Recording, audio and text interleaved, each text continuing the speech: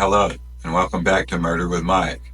I'm your host, Mike, and today we have a very intriguing case for you guys from right here in Arkansas, like all the rest of our cases. It was a cool February evening, and a group of teenagers were out riding their four-wheelers like many kids in all rural areas do. We're riding down St. Francis Road in Forest City, Arkansas.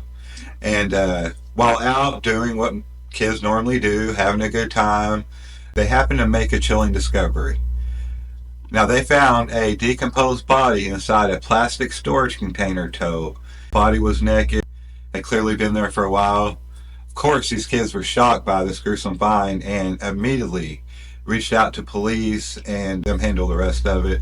It was a few days later, I think 6 days later, and DNA evidence confirmed the identity of the victim as one Troy Alexandra Strope, a 42-year-old mother of 3 beautiful young children from Forest City, Arkansas. Now, Police Chief Ronald Prasad remembered her fondly.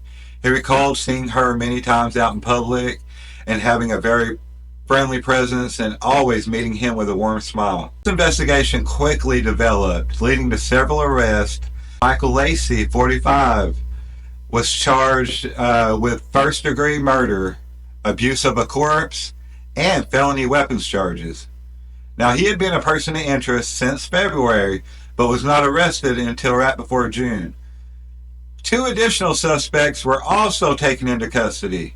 We had Corey Jerome Anderson, 41, who was charged with abuse of a corpse, and Willie Smith, 50, faces charges of tampering with evidence and firearm possession. Now, guys, Troy's family believes that more individuals are involved in the incident, and these individuals have not been yet arrested or taken into custody.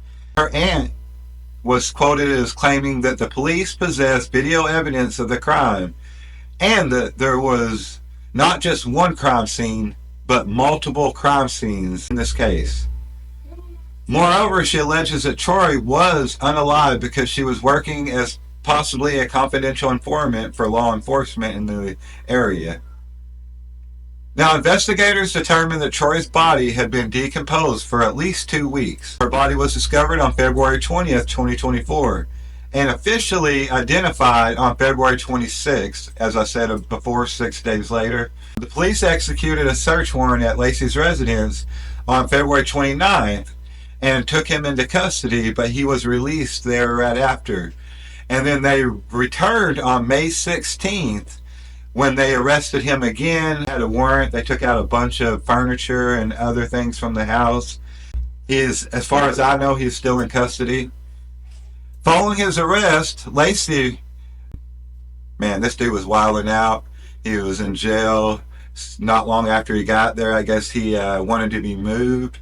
So his way of getting their attention was to pull the fire alarm. When the corporal the next day talked to him about it, he said, or he's quoted as saying, "This is what you get for not moving me last night." Now, this action resulted in the detention center being shut down for several hours and caused extensive flood damage to the cells. It's more taxpayer money that shouldn't have to be spent.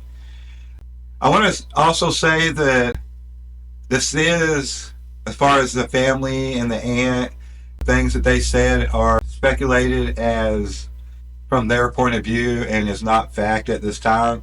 It is crucial to emphasize that this remains an open investigation, guys.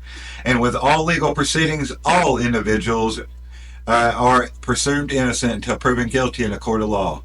Now, the investigation, like I said, is ongoing, and further details may emerge as the case develops. And if they do, we'll be back with some more on this case, guys. Make sure you go out there and do your own research. Let's try to bring light to this case and this young lady and get her justice. As always, I love you all, and we'll see you next time on Murder with Mike. Make sure you check out Mike and Juju's Smoke Room, guys.